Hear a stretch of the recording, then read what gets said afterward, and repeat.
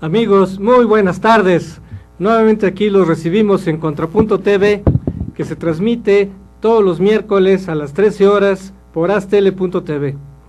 Hoy a petición a petición popular, vamos a tratar un tema que hemos dejado de lado y que realmente tiene gran trascendencia, que tiene que ver con la crisis de Venezuela, que quizás para mucha gente pues vean a este país muy lejos, quizás no vean ninguna relación con México, pero vamos a ver justamente en este programa cómo sí impacta el tema de Venezuela en México, en América Latina y en el mundo.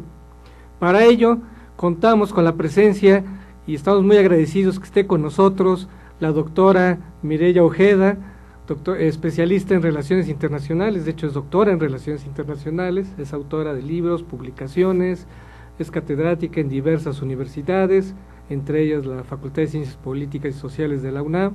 Muchas gracias por estar con nosotros, Mireya. Gracias a ti. Bueno, pues vamos a empezar y quisiera hacer pues una breve semblanza de la revolución bolivariana en Venezuela.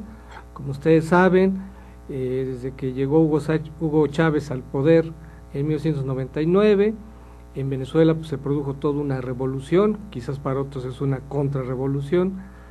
La idea de Hugo Chávez inicial pues era implantar un nuevo sistema político.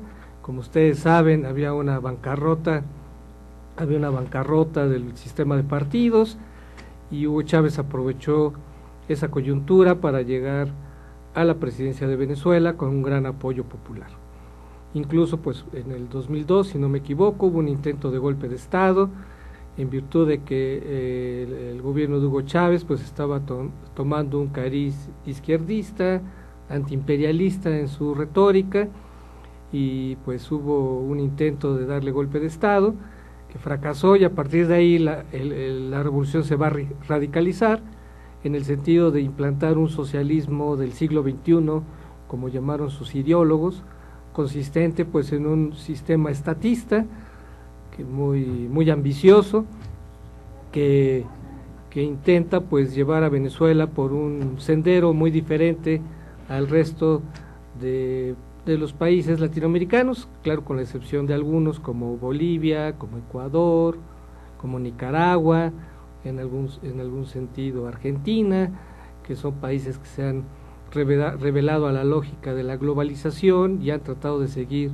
un sentido más nacionalista.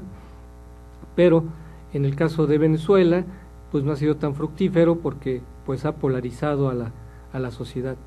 Podríamos decir, por ejemplo, en el caso de Bolivia, si ha funcionado, pues Bolivia era conocido como la nación que tenía más golpes de Estado que años de vida independiente, y Evo Morales pues ha tenido la virtud de cohesionar y lograr estabilizar a Bolivia, pero en el caso de Venezuela no. En el caso de Venezuela, sobre todo después de la muerte de Hugo Chávez y con la llegada de Nicolás Maduro, pues se ha generado una crisis de la que me gustaría que pues vamos a aprovechar que tenemos una experta aquí en los temas latinoamericanos e internacionales para que nos comente al gran público, ¿verdad? Que bueno, te comento que en el programa pues en general hemos tratado temas de política nacional, pero ahora queremos tratar un tema de política internacional. Entonces me gustaría que le platicaras al gran público qué está sucediendo en Venezuela. Bueno, pues como tú lo comentas, pues Venezuela actualmente se caracteriza por ser pues prácticamente el foco izquierdista en América Latina, ¿no? Y lógicamente esto que implica pues que está yendo contra intereses corporativos que muchas veces pues son disfrazados bajo el adjetivo de que, bueno, es que solo benefician a la burguesía. Sin embargo, esto que ha ocasionado, pues lógicamente, que la economía se esté derrumbando, salgan líderes opositores, porque, bueno, pues el presidente se ha investido de poderes especiales que le ha otorgado la misma Asamblea Nacional para, pues, frenar los tipos de manifestaciones que se han desarrollado en las calles, ¿no? Y ello ha traído como consecuencia pues que ha habido pues miles de arrestos, muertos inclusive, y bueno, prácticamente si tú, una pérdida de credibilidad del régimen que en determinado momento, bueno, sí, Hugo Chávez tenía, pero con Maduro pues se ha perdido completamente, o prácticamente pues el 80% de la población ha dejado de creer en la política que está llevando a cabo, y bueno, ello ha tenido como consecuencia que pues si algún líder opositor o algunos manifestantes se lanzan a las calles para pues pedir pues cierto cambio en su política internacional, pues sean arrestados, incluso ha habido muertos, y bueno, entonces se habla de una gran violación a los derechos humanos, independientemente de que pues en el gobierno se han detectado ciertos toques de corrupción, ¿no?, los cuales pues por ejemplo se manifiestan en los escándalos a nivel internacional que vimos a principios de año de las 3 financieras, una de ellas es HSBC, que se le acusa a la petrolera venezolana de lavado de dinero y que bueno, tiene contratos energéticos con grupos pues terroristas como es el Hezbollah, de ahí que se le acuse que apoya a Siria, y también, bueno, que apoya a los islamistas de Irán, ¿no? Entonces, pues todo esto va contra las libertades y garantías individuales que todo pueblo tiene derecho, ¿no? Entonces, grosso modo, pues es lo que se está viviendo en Venezuela. Bueno, habría que ver distintas etapas. Hay que recordar que ya desde tiempos de Chávez, cuando se benefició del boom petrolero, pues claro, Chávez pudo generar una base social amplia. La política populista pues siempre genera clientelas que reditúan movilización, votos. Sin embargo, lo que no pudo lograr Chávez fue evitar la polarización, porque en general pues la política populista benefició a los sectores más pobres y marginados, que digamos eso fue una virtud de Chávez, atender a estos sectores que habían sido olvidados. Pero el aspecto negativo de Chávez fue que la clase media y sectores empresariales pues nunca apoyaron esta política populista, no tanto porque se beneficiara a los pobres, que bueno, eso puede ser en términos económicos positivos porque consolida un mercado interno, pero los aspectos más negativos de esta política, eso era su estatismo. Entonces Chávez quiso manipular las variables económicas desde el Estado, y eso implicó incluso políticas nacionalizadoras que afectaron incluso a México, como el caso de Cemex. Entonces la política de Chávez ya había generado una polarización.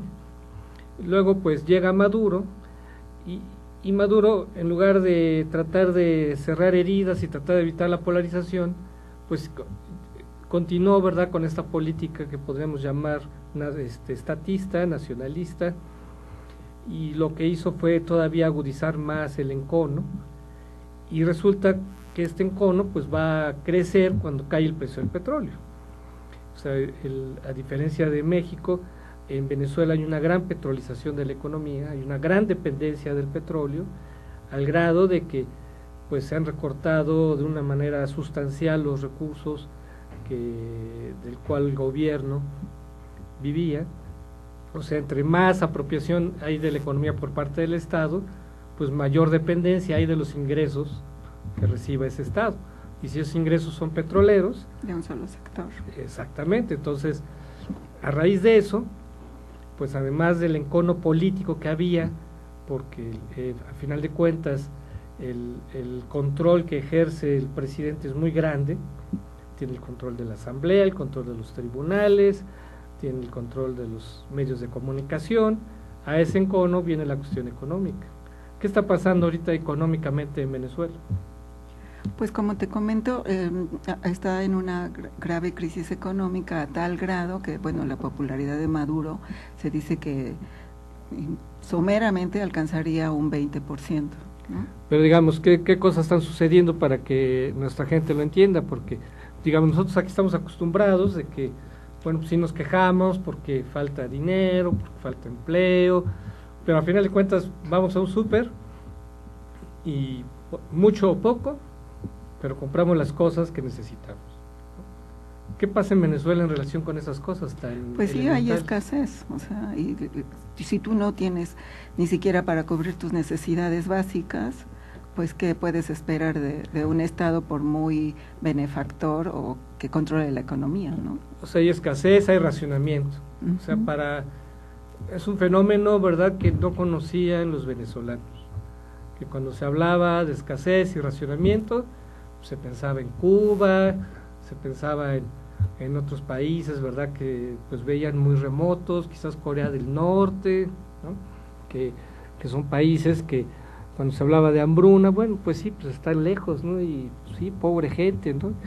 Pero de repente, esos fenómenos que parecían muy remotos. Sí, están tan cercanos en nuestra América Latina, ¿no? O sea, y resulta que no hay papel de baño, no hay pañales, y de repente hay unas cartillas de racionamiento, y la gente tiene que hacer horas cola para obtener un puñado de productos, y pues evidentemente pues eso genera un gran impacto, ¿no? Claro, claro. Y por paradójico que parezca, pues después de 50 años, Cuba se acerca a Estados Unidos y tal parece que el discurso de Fidel Castro, su carta apoyándolo.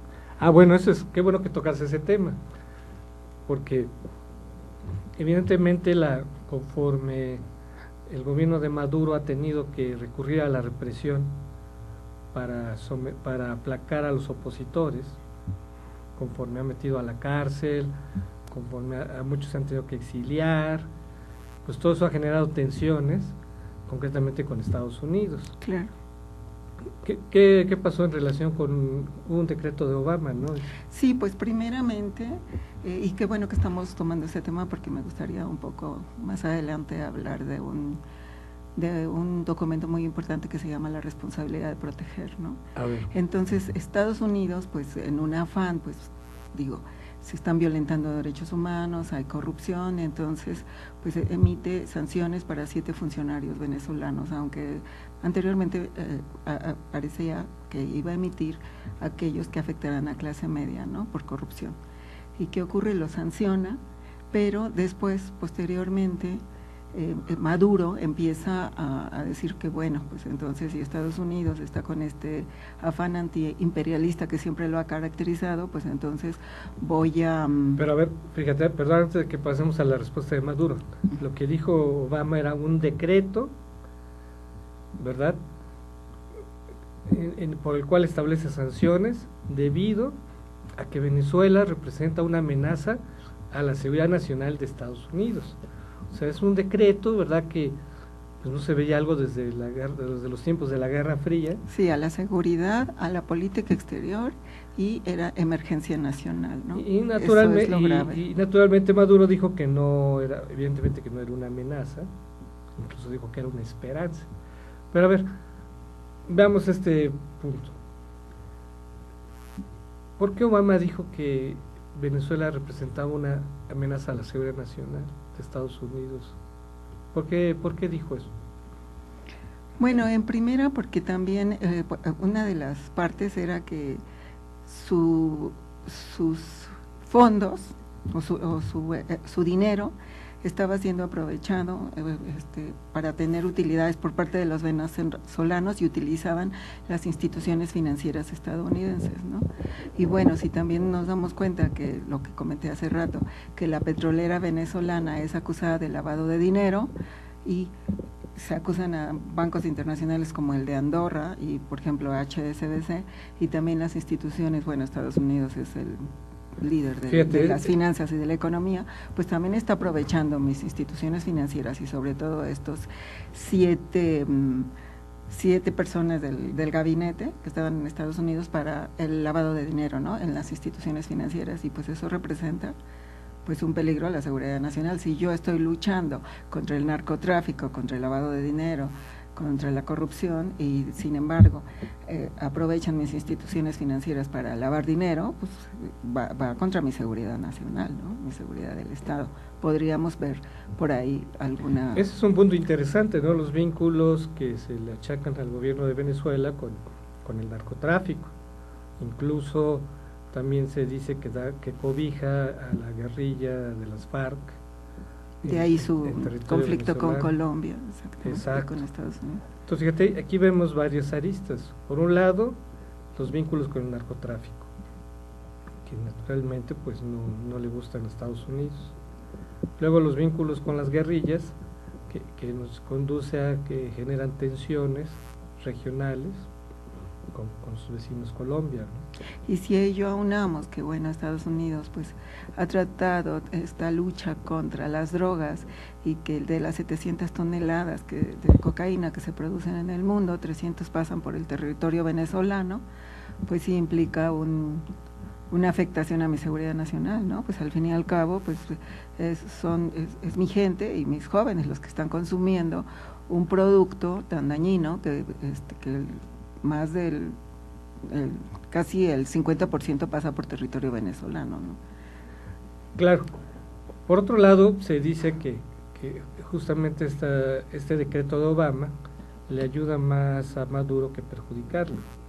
Era evidente que si hay una amenaza de Estados Unidos, era evidente que Maduro iba a aprovechar el nacionalismo, el antiimperialismo, para contrarrestar justamente una posible intervención de Estados Unidos. Y de ahí que estén ejercitando 100,000 militares, ¿no? 100,000 militares están ejercitando en el caso de que hubiera una eventual intervención de Estados Unidos al país, ¿no?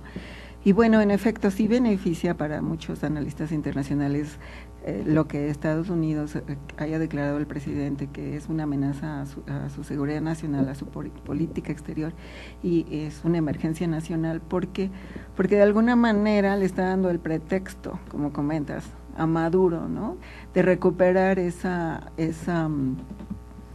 pérdida de credibilidad, ¿no? Bueno, si mi nación va a ser invadida, ¿no?, y por el imperialismo o por este país que, bueno, nos guste o no, si se ha caracterizado por su intervencionismo en América Latina, pues Estados Unidos aparentemente le está dando el pretexto perfecto a Maduro, pues para recuperar credibilidad y también para decir, bueno, pues el enemigo es él, ¿no? Yo me voy a sentar a negociar, pero ¿por qué no nos sentamos y negociamos? Pero la respuesta de Obama pues es bastante inteligente, porque dice, tú no tienes que negociar conmigo, ¿no? Lo que tienes que hacer es negociar con tu pueblo, con tus ciudadanos, o sea, tratar de poner orden en tu casa, ¿no? Claro, o sea, habría que ver si por un lado es evidente que lo hecho por Obama podía ayudar a Maduro. No queda muy claro por qué entonces lo hizo. Quiere decir que tiene que tener, o sea, obviamente Estados Unidos valoró esa posibilidad. Bueno. Y a pesar de eso, decidió hacerlo. Valoró esa posibilidad, pero entonces aquí me voy a referir al documento que te estaba mencionando anteriormente. ¿No? Ese documento. Bueno, aquí lo que estamos viendo principalmente es una violación terrible a las garantías individuales y a los derechos humanos, ¿no?, de la población.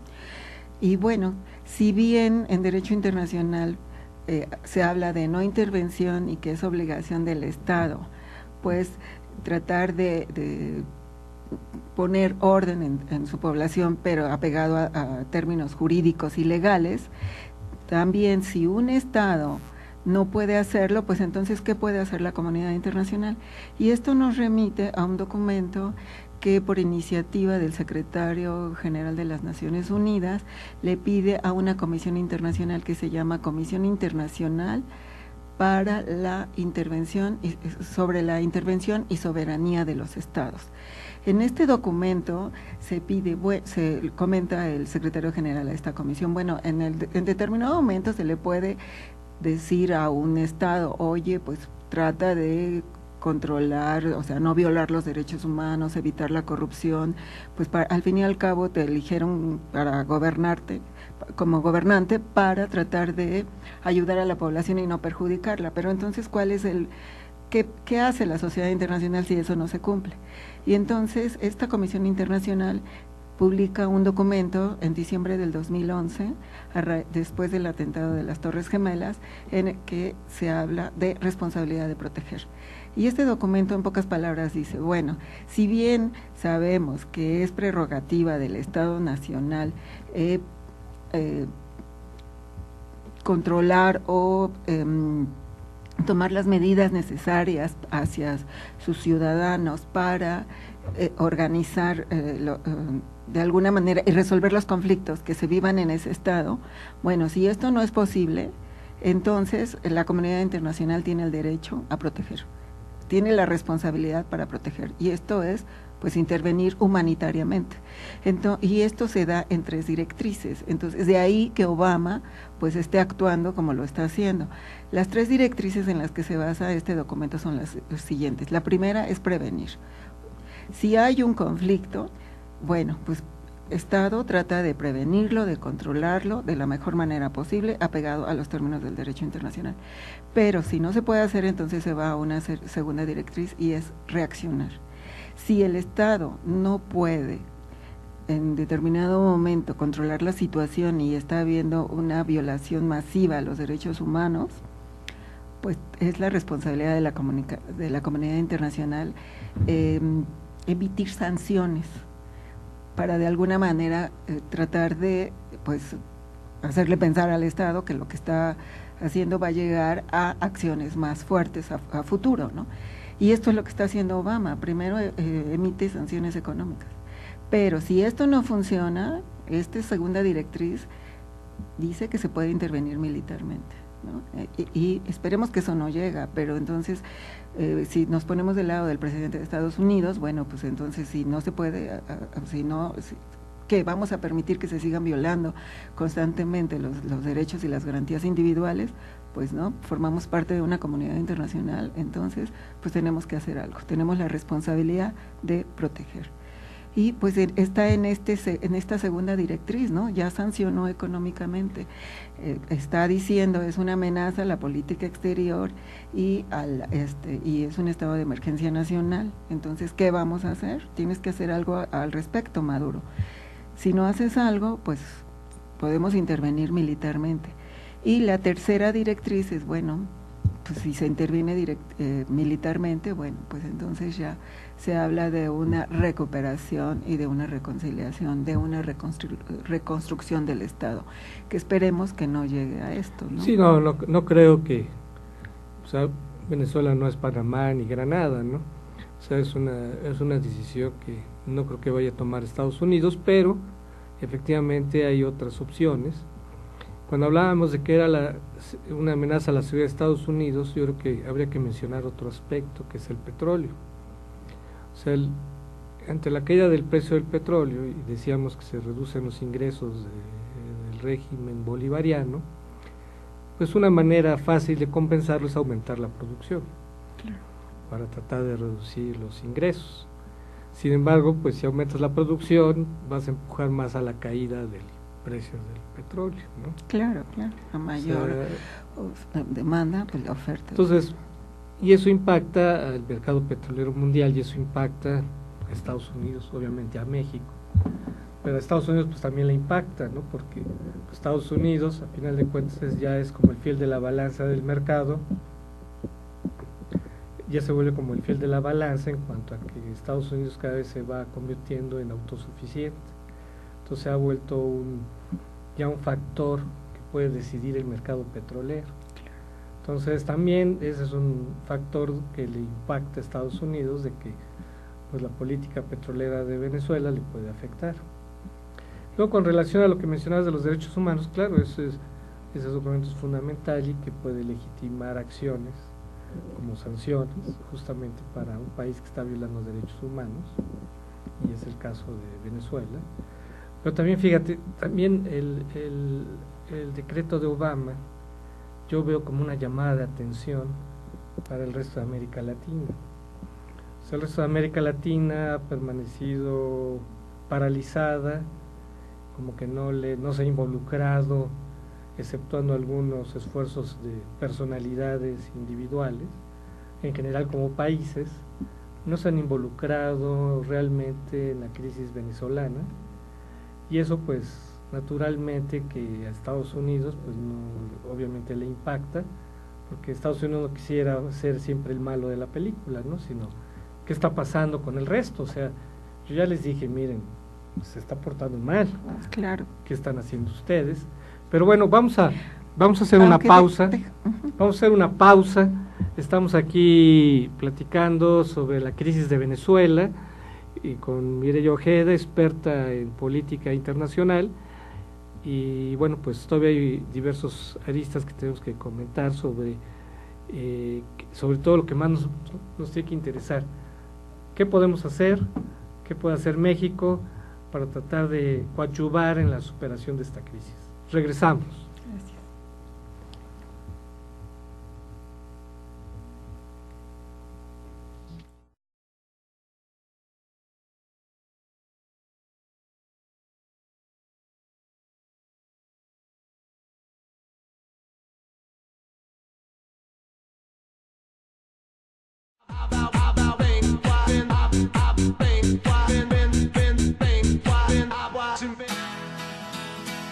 Crea tu propio negocio.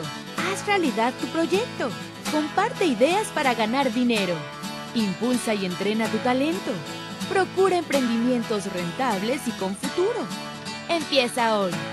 Dayman, la receta del éxito. Dayman, por más de 7 décadas y con presencia en más de 9 países, se ha consolidado exitosamente como una empresa que desarrolla, fabrica y distribuye colorantes, saborizantes y productos alimenticios por excelencia.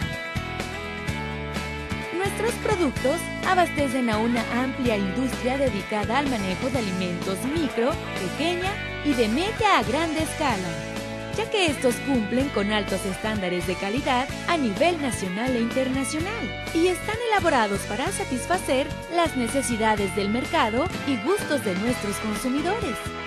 Nuestro principal objetivo es brindar un producto de calidad que nos permita mantener la lealtad de nuestros clientes y consumidores, excediendo sus expectativas de servicio.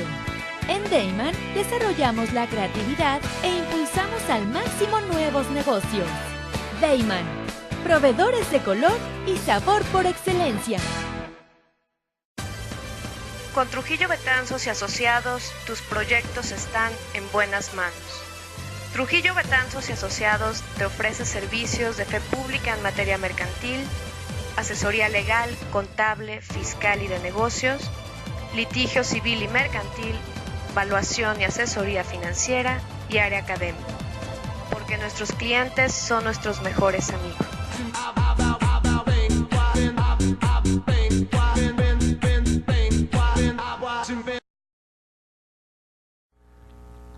Amigos, estamos de regreso aquí en Contrapunto TV tratando el tema de la crisis de Venezuela.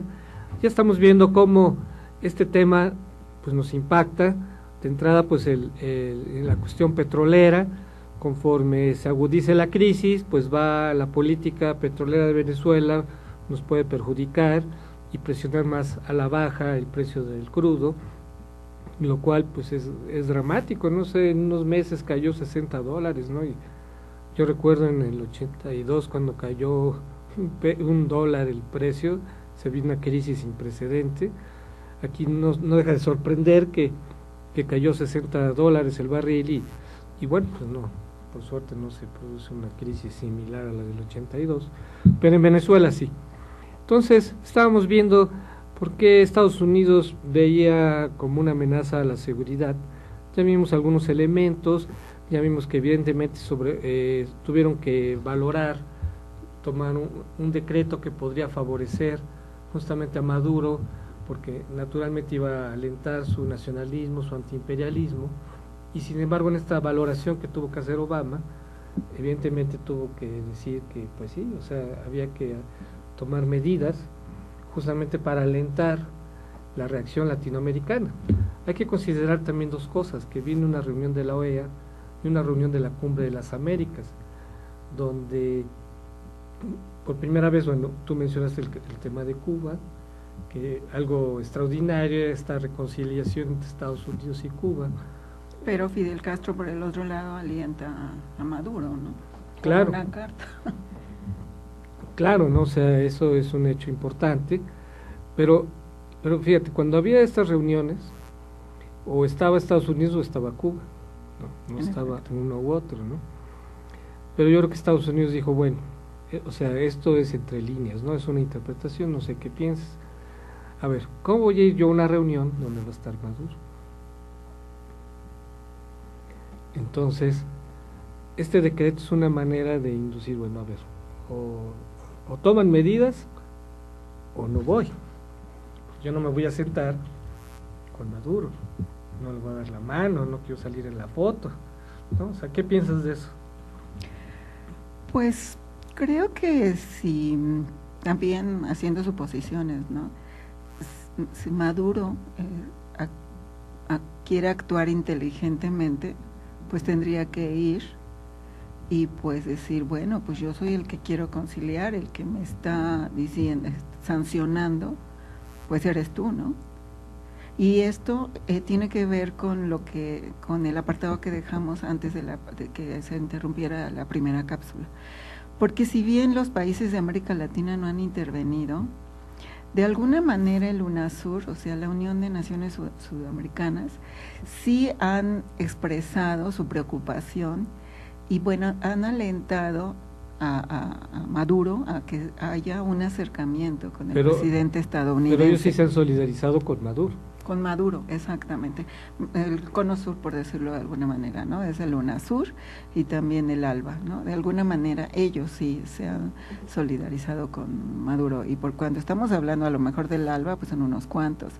Pero estaba yo revisando los del UNASUR, pues si vienen siendo 10 países, pues no es cualquier cosa. Está Paraguay, está Uruguay, está Brasil, está Argentina, está Colombia, está Guyana, que bueno, no está en el sur. Pero Colombia no entraría en ese apoyo a Maduro, ni siquiera Chile.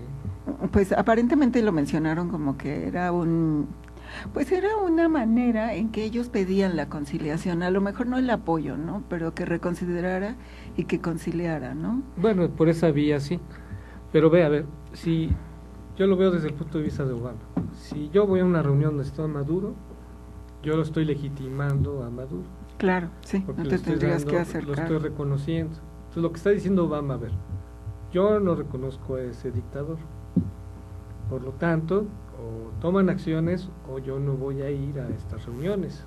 E imagínate, entonces regresamos a pues al mundo que se vivía después de la Segunda Guerra Mundial, ¿no? Entonces en la OEA, bueno, pues entonces si va Fidel Castro no voy, ¿no? Entonces fíjate, no y solo, ahora es una, Fidel, no solo sería una Maduro. amenaza para Estados Unidos, es una amenaza para América Latina y no se diga para Venezuela, porque es una regresión.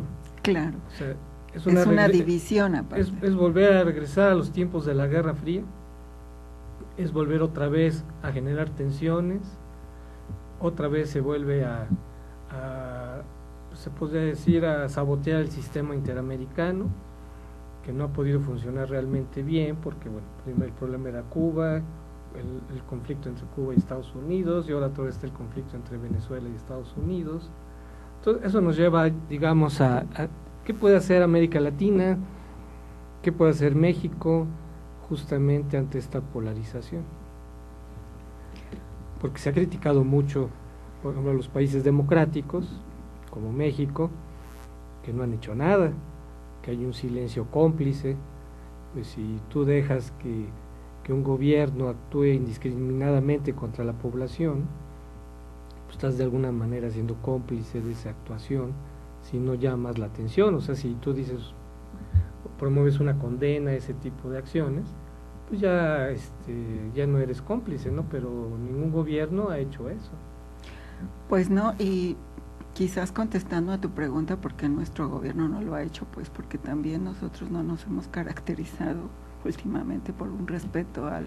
O sea, digamos, temería... Pues a los derechos humanos, ¿no? O sea, el gobierno de México no lo hace porque teme que le volteen la tortilla. Pues podría prestarse, ¿no? Entonces, ¿con qué autoridad ética Pero el gobierno de México no actúa así. No actúa así que tú ves lo que pasa en Oaxaca o Guerrero, donde por mucho menos en Venezuela ya hubiera habido muchos muertos. Claro. ¿No? O sea, aquí no se actúa, aquí ha habido, al contrario, yo creo que ha habido demasiada tolerancia a muchos abusos que han cometido en esos estados, ¿no? Que atentan incluso contra las instituciones, que quieren boicotear las elecciones. O sea, hay mucha impunidad en eso, que han quemado el Congreso, que han bloqueado carreteras, han perjudicado los negocios. Sí, también un ¿no? punto a nuestro favor, pues viene la Comisión Interamericana de Derechos Humanos, se le permite, ¿no?, a organismos internacionales la observancia y el tratar de buscar acuerdos, lo cual no está haciendo. O sea, aquí realmente, con todo lo malo que pueda haber, sí hay libertades, sí, incluso se abusa. Entonces, digamos, de cualquier manera, yo creo que te concedo la razón en cuanto a que si el gobierno tratara de hacer alguna crítica, en todo caso tiene temor de que de alguna manera se vuelva un boomerang, ¿no? Quizás, y bueno, también un punto a favor también de nuestro gobierno, bueno, nosotros tampoco tenemos nexos con grupos terroristas, ¿no? Como claro. se le acusa a Venezuela, que es con Hezbollah, por ejemplo apoya a Siria, o también en determinado momento a Irán, ¿no? Claro. Entonces, al Estado Islámico. Entonces, bueno, nosotros también, y yo te concedo la razón, o sea, no jamás se va a comparar nuestra claro, situación exacto. a la de este país. Pero ¿no? a lo mejor lo que sí podría hacer México es actuar colectivamente, ¿no? O sea, alguna iniciativa, recuerda los tiempos del PRI, del Grupo Contadora, ¿no? Era lo que se me ¿no? iba a ocurrir, que en determinado momento, pues a lo mejor escoger un lugar neutral y tratar de tener negociaciones, pues, por ¿no? ejemplo, podría llegar haber a un acuerdo. Fíjate, podría haber alguna declaración conjunta con países cercanos, como Colombia, como Perú, ¿no? Como Chile mismo. Con el mismo Chile. Que son países que son más cercanos al proyecto de México. Y una declaración conjunta de estos países llamando a que se respete las libertades democráticas, ¿no? Claro. Que ofrecen sus oficios para tratar de resolver la crisis, ¿no? Pero, o sea, eso es como una parte, pero sí, incluso poder decir que, o sea, tomar ya acciones más, si tú quieres llamar de sanciones, de que, pues, no invitar a Venezuela a la Cumbre de las Américas mientras se dan ese tipo de situaciones. Claro, tratar de aislarla un poco, ¿no? Y no que se le sigue dando, o sea, ¿cómo es posible cabida? Fíjate, o sea, nos parece, por ejemplo, a mí me parece increíble que en Venezuela va a haber elecciones que van a renovar la Asamblea en un contexto que no es democrático. O sea, la democracia no es solamente que haya elecciones. Claro. Si hay violencia de Estado, no puede haber elecciones porque no hay condiciones, ¿no? Si tú quieres protestar y te reprimen, entonces no hay condiciones. Pero ¿cómo puedes entender que ni siquiera hay fecha para las elecciones? O sea, fíjate, las elecciones son este año, y por más que le busqué, lo más que dicen, sí, pues el segundo semestre del año. Pero a ver, ¿cómo es posible que a estas fechas no hay una fecha para una elección? Pues porque el presidente de la Asamblea Nacional, pues, está controlado por el presidente, ¿no? Y pues se le otorgan poderes extraordinarios cada vez que lo requiera. Entonces, pues él va a seguir. Claro, pues, y no hay que perder de vista, ya que tocaste lo de la Asamblea, de que con el pretexto justamente del decreto de Obama, se aprobaron leyes habilitantes que concentran todavía más el poder en Maduro, y me recordó estas leyes ultrafascistas de Mussolini, ¿no? Sí. Que le daban poderes extraordinarios. Exacto, le daban carta a Mussolini, blanca. exacto, carta blanca, un cheque al portador, y es muy similar porque es una manera de suicidarse de la Asamblea Legislativa, ¿no? Así como en el tiempo de Italia el poder legislativo se suicidó al darle amplios poderes a Mussolini. En este caso también la Asamblea se suicida al darle amplios poderes a Maduro, ¿no? Que es el sueño dorado de muchos gobernantes, poder gobernar por decreto. Claro, claro. Sí, a mí particularmente lo que me llama la atención es que, pues uno podría pensar que, bueno, termina la Guerra Fría, ¿no? Y ya, el mundo va a vivir mejor, con paz, seguridad y desarrollo en determinado momento, pero pues seguimos viviendo un mundo inseguro, ¿no? Precisamente porque pues el poder es un arma muy peligrosa para cierto tipo de personajes, ¿no? Y esto lo demuestra claramente pues lo que está pasando en Venezuela, ¿no? Y pues bueno, sí. Si bien pues Hugo Chávez al morir dijo, bueno, pues que él sea mi sucesor y gana, también estuve checando, gana las elecciones pero por un margen mínimo, creo que fue un 1% escaso, ¿no? Entonces, si habiendo llegando con tan poca popularidad, aunque No, diga que no. incluso se habló de un golpe de Estado, porque acuérdate que él asumió el poder, ¿no?, sin haber cumplido con toda la legalidad institucional, y estando en el poder convocó a elecciones, ¿no? O sea, llegó de una manera poco pulcra, muy cuestionada en su legitimidad, en su legalidad y en su legitimidad, y a pesar de ello, pues se mantuvo en el poder, y bueno, pues se dice, bueno, tiene el apoyo del ejército, tiene cierta base social. Creo que hay una encuesta, ¿no?, reciente, no sé si la viste. No, te mentiría.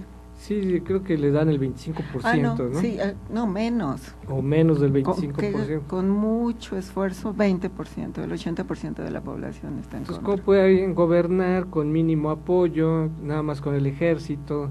O sea, yo pienso que es una situación que ya no puede tener, pues ya se llegó a un punto en que pues ya no le vamos a llamar maduro, sino putrefacto, ¿no? Sí, porque, ¿no? Inmaduro. O sea, ya está en una situación en putrefacción, de que cada vez se deteriora más la situación al interior de Venezuela.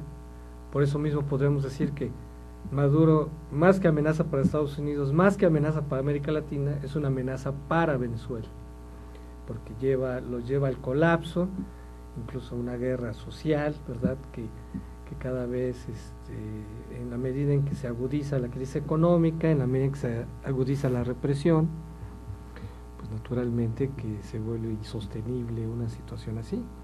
O puede haber un golpe de Estado, porque el ejército, por muy bolivariano que sea, sufre un desgaste. O sea, ningún gobierno puede estar gobernando con el ejército en las calles todo el tiempo, o con una oposición activa y permanente, ¿no? Por ello adquiere mayor relevancia que los países como México, ¿verdad?, tomen iniciativas de este tipo, que rompan esa parálisis y que en conjunto con otros países pues ya tomen medidas, porque si sigue esta situación sin ninguna acción de México, pues nos volvemos cómplices de una situación de ese tipo. Sí, y desafortunadamente para Estados Unidos queda como siempre, ¿no?, como el malo de la película, ¿no?, porque es el único que en determinado momento pues está hablando por una intervención humanitaria en determinado momento. No ha llegado a eso, pero dice, bueno, pues él sí se manifiesta, pero ¿qué pasa con el resto de América Latina, no?, que somos nosotros? Pues sí, porque finalmente Estados Unidos no creo que se vaya a meter, porque, o sea, no es una situación que Obama pues enfrenta problemas, ¿no? Seguramente también hay presiones muy fuertes para que intervenga, ¿no?, del lado republicano, pero ya el próximo año hay elecciones, no creo y tiene el problema del Medio Oriente, no creo que vaya a generar otra intervención cuando todavía no se resuelven otros problemas más Sí, cuando graves, tienen problemas más importantes como Rusia, ¿no?, o Irán, y Ucrania, ¿no?, por ejemplo. o Irán, ¿no?, ya ves que la cuestión de Irán le ha generado fricciones con Israel, la cuestión de Rusia, que es una crisis muy grave, ¿no?, que por cierto Rusia condenó las sanciones de Estados Unidos hacia Venezuela. Entonces es interesante esta geopolítica que se está dando, porque pues obviamente se sigue el principio de que el enemigo de mi enemigo es mi amigo, ¿no? Claro. Entonces Irán, que había sido de los aliados más fuertes de Venezuela, pues no ha dicho nada, ¿no? ¿Por qué? Pues porque Irán está buscando cómo arreglarse con Estados Unidos, ¿no? Y bueno, China, que pues de alguna manera también se ha ligado mucho a Venezuela, pues tampoco ha llevado a cabo una acción así muy relevante, pero Rusia sí le dio un espaldarazo a Maduro, no porque le caiga muy bien Maduro, sino porque le sirve en su juego de intereses, exacto, ¿no? Al fin y al cabo, y vemos cómo la historia se repite, por eso es interesante siempre saber de la historia, ¿no? Porque pues estamos hablando también de Rusia, del apoyo que le da a Fidel, y pues aquí Rusia sigue dando el apoyo a Maduro. Claro, le queda bastante lejos, por eso le brinda aunque claro, apoyo, comparten, ¿no? Por ejemplo, comparten intereses petroleros. También a Rusia le ha afectado en gran medida la caída del precio del petróleo. Entonces, evidentemente Rusia y Venezuela tienen que llegar a acuerdos para que no se perjudiquen mutuamente. Claro. Pues a Rusia le preocuparía mucho que se agudizara mayormente la situación de Venezuela, porque en la medida en que se agudice la situación económica, pues siempre está la tentación de aumentar la producción, y si aumentas la producción otra vez salimos, o sea, Rusia está muy perjudicada por esta situación, ¿no? de que cae el precio del petróleo y eso le afecta, ¿no? Además no hay que olvidar que Venezuela y Rusia ya van a ser compañeros de sanciones, o sea, a Rusia le han perjudicado en gran medida las sanciones, y pues en ese sentido pues se vuelven aliados sin querer, ¿no? Claro. Entonces, fíjate, la caída del precio del petróleo va a generar una nueva geopolítica o una nueva geoeconomía del mundo, donde países que tenían un peso relevante pues van a dejar de tenerlas, y otros países que no la tenían están adquiriendo mayor presencia. La gran paradoja de todo es que, por ejemplo, Estados Unidos no tenía un peso relevante en la geoeconomía del petróleo, ahora ya lo va a tener, y si eso le ahondamos el liderazgo político que ejerce, pues Estados Unidos sale fortalecido en esa geopolítica y geoeconomía mundial. Claro, y también, bueno, sí, pues, también tomamos en cuenta que ya hay fuentes alternas de energía, pues a lo mejor sí, el petróleo es fundamental, ¿no? Pero pues para eso existen investigaciones, tecnología, etcétera, ¿no? No volverte tan dependiente de un solo producto, que es el caso de Venezuela, que le apuesta todo a este producto, y entonces con base en eso ayuda a ciertos regímenes, pero pues no todo se puede apostar, que nos pregunten a nosotros, ¿no? Bueno, ahora fíjate, otro tema interesante tiene que ver con la posición que la izquierda ha asumido. Pensemos en España, ¿no? El Podemos, este partido que ha irrumpido en el escenario español, pues tuvo en las últimas elecciones, no las de Andalucía sino previas, obtuvo diputados para el Parlamento Europeo. Entonces me llamó mucho la atención la noticia de que este partido, estos diputados se opusieron a una resolución del Parlamento Europeo que pedía la liberación de los presos políticos en Venezuela. Digo, bueno, ¿cómo un partido de izquierda se opone a eso? Ya hurgando más en las noticias, resulta que Venezuela ha financiado a Podemos. Entonces hay un vínculo ahí. Luego, ¿qué pasa aquí? Pues sí, nada es gratuito, ¿no? Luego, ¿qué pasa aquí en la izquierda en México? ¿Por qué no dice nada? Bueno, pues hay un sector de la izquierda que ve bien este tipo de gobierno de Maduro, que es muy estatista, muy nacionalista, ¿no? Muy caudillista. Entonces piensan que si este gobierno logra superar la crisis y funcionar, se vuelve un referente para la oposición política en México, ¿no? O sea, se vería como una alternativa a los gobiernos que están funcionando en la actualidad, que es una alternativa que, bueno, pues es contraria a Estados Unidos, contraria a la globalización. Entonces se ve como un referente, y también por esa razón no apoyan, y no dudaría que también se sospechó en tiempos de Chávez que había financiado a López Obrador. Entonces también se dice que hay ciertos compromisos que no se quieren reconocer, y que por esa razón también hay un silencio en relación con lo que está pasando en Venezuela, ¿no? Porque pues cuando hay aquí en México cuando llega la ONU y condena que hay tortura en México, no, pues ¿cómo es posible, no? Cuando se habla de los normalistas de Ayotzinapa, pues ¿cómo es posible? Pero cuando se habla de las violaciones de los derechos humanos en otros países, pues ahí sí, quién sabe, ¿no? Ahí sí no pasa nada, ¿no? O sea, hay una gran incongruencia de que debe haber habido una condena a ese tipo de violaciones, ¿no? Pues creo que todavía América Latina está muy a tiempo, ¿no?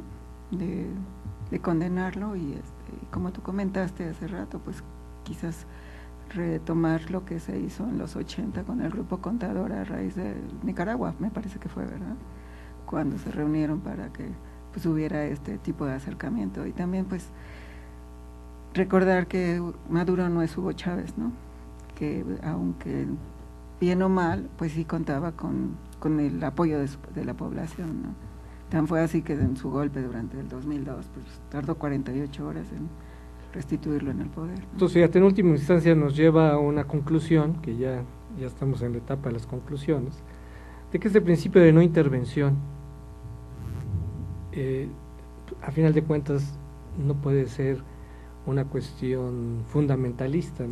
No, claro que no, por eso yo me refería al documento Responsabilidad para Proteger, porque claramente ahí dice que, bueno, el principio de no intervención se ve sobrepasado cuando pues es necesaria una intervención por violaciones sistemáticas de los derechos humanos, ¿no? Que estén claramente comprobadas, claro, ¿no?